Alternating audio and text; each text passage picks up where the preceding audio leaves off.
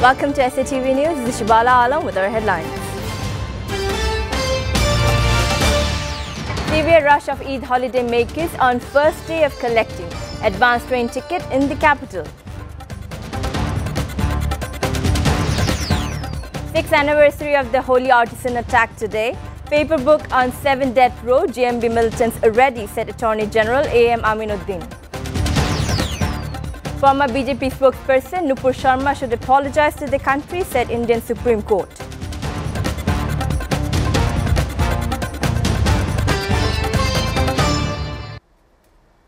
The sale of the advanced train tickets for Eid al-Adha holidays began on Friday morning.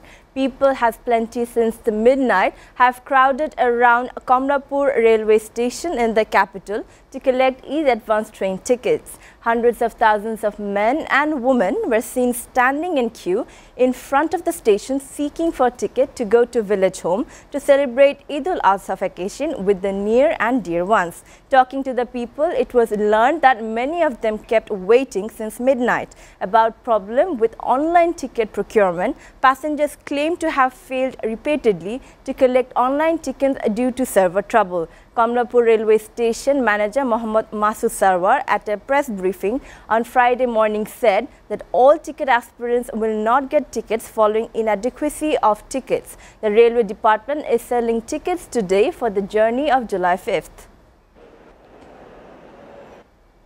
Today marks the 6th anniversary of the militant attack on the Holy Artisan Bakery in the capital's Gulshan. On the night of July 1, 2016, 5 armed militants stormed the O Kitchen restaurant and Holy Artisan Bakery in Gulshan and killed 22 people, including 17 foreigners and 2 police officers, in one of the worst militant attacks in the country's history. Ahead of the anniversary, Attorney General A.M. Aminuddin said that the paper book of the Holy Artisan case is ready to be heard by the High Court. He said necessary steps will be taken to expedite the hearing. Meanwhile, the RAB Director General and DMP Commissioner said that the militants do not have the ability to carry out any kind of attack, and now there is no room for complacency. After paying homage at the Holy Artisan restaurant in Gulshan in the morning, the Director General said the militants were no longer organized.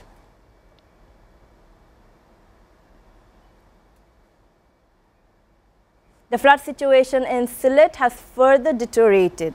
About 5 million people in the district are waterlogged. Kushiara River and Hakaluki Haur in Molavi Bazar are underwater. Authorities said that the people of Sylhet will have to deal with the floods until the flood prevention project is implemented. The project, worth Dhaka 4,092 crore, has been undertaken for a permanent system. All the establishments of several upazilas, including Balaganj, Finchuganj and Jakiganj, are floating in the water. Vehicles are running at risk. The same situation is in the lower part of Sylhet metropolis. Roads, playgrounds and grazing lands have also been affected by the prolonged floods. This has led to food crisis for domestic animals and wild birds. Overall, the flood victims are living a miserable life.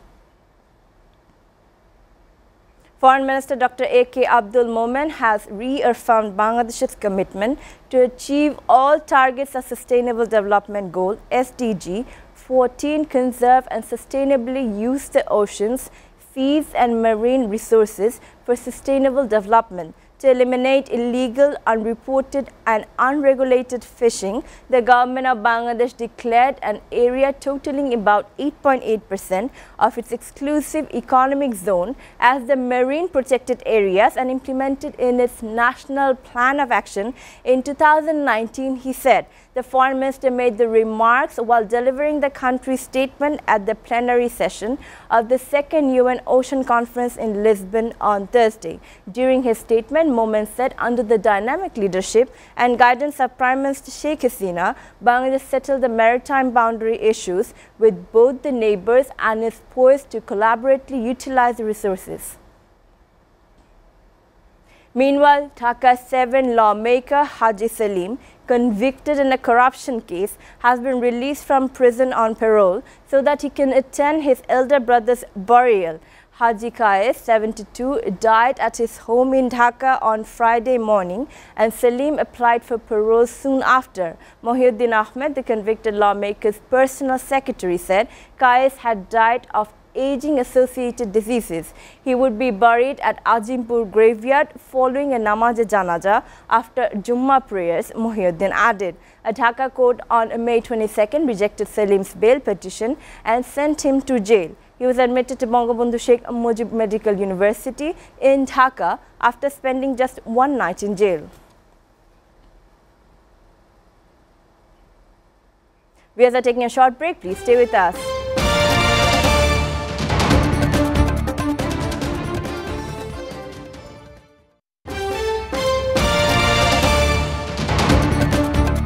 Welcome back. You're watching SATV News. Now we bring you the international story updates. The Indian Supreme Court on Friday blamed suspended BJP spokesperson Nupur Sharma for igniting tensions with her comments on the Prophet Muhammad ﷺ and said she should apologize to the whole country. Reports said Sharma was solely responsible for what was happening in India because of the way she had stirred up emotions across the country. Her comments made during the TV debate last month sparked massive protest across India, and several Gulf countries summoned Indian diplomats to issue severe reprimands. The Apex Court also snubbed Sharma's argument on equal treatment and no discrimination. Her comments had demonstrated her obstinate and arrogant character, they added. Meanwhile, Chinese President Xi Jinping arrived in Hong Kong Thursday, a day before the official ceremony celebrating the 25th anniversary of the British handover of the island. After arriving by train, Xi explained how Hong Kong has overcome numerous challenges over the years. He also stressed that one country, two systems will bring a brighter future to the Hong Kong. Under Xi's leadership, Beijing has reshaped Hong Kong during the past 2 years, cracking down on protest and freedom of speech. A more patriotic curriculum has been introduced at schools. Marking the occasion, British Prime Minister Boris Johnson accused Beijing of failing to keep its promises. In a video message posted on Twitter, it stressed that his country was not going to give up on Hong Kong. The anniversary marks the halfway point of the 50-year governance model agreed upon between London and Beijing.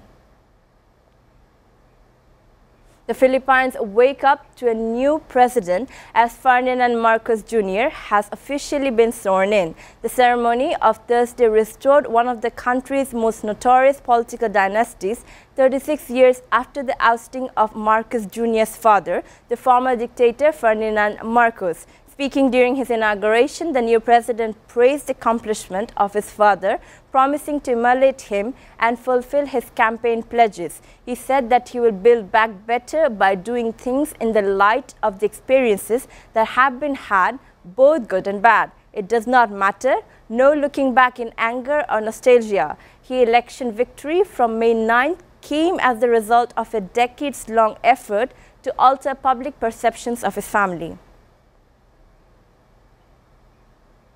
About 10% of all flights from Paris CDG airport were cancelled due to strikes by ground personnel on Thursday, and similar disruption is expected on Friday. Reports said due to expected demonstrations, road traffic leading to CDG would be disrupted on Friday, and recommended that travelers take a train from Paris to the airport. With airline traffic returning towards pre-pandemic levels, the hardline CGT trade union and others want serious wage increases to offset galloping inflation, which hit a record high of 6.5% in France in June. The CGT is demanding a general wage increase of €300 per month for all staff.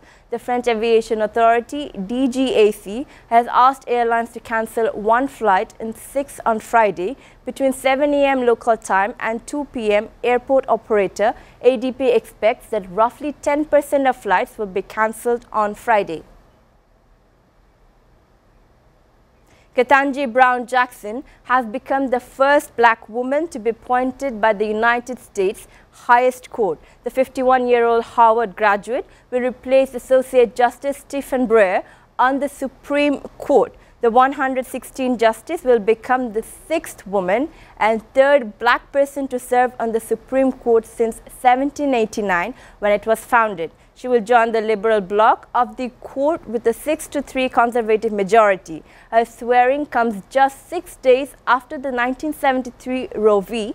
Wade landmark that legalized abortion nationwide was overturned. Now sports news. Rafael Nadal in the 3rd round of Wimbledon. Nadal scored the 3rd round by defeating Lithuanian tennis star Berankis by 3-1 in the 2nd round match.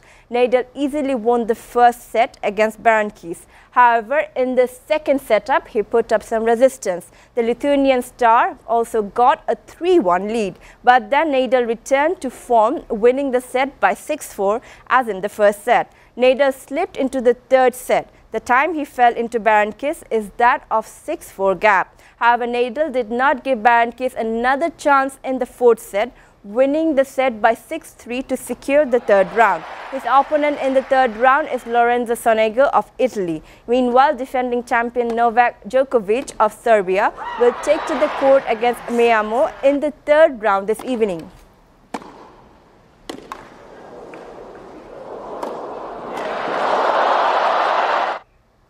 Before ending, we go through the headlines again.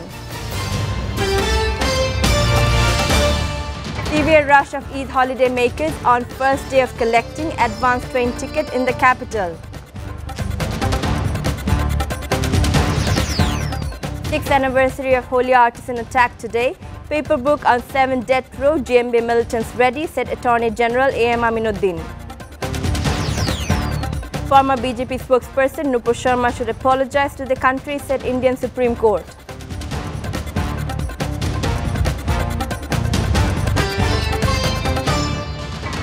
We are up to date so far here on SATV News, and to know the latest news, visit www.satvtv.tv. Stay with SATV.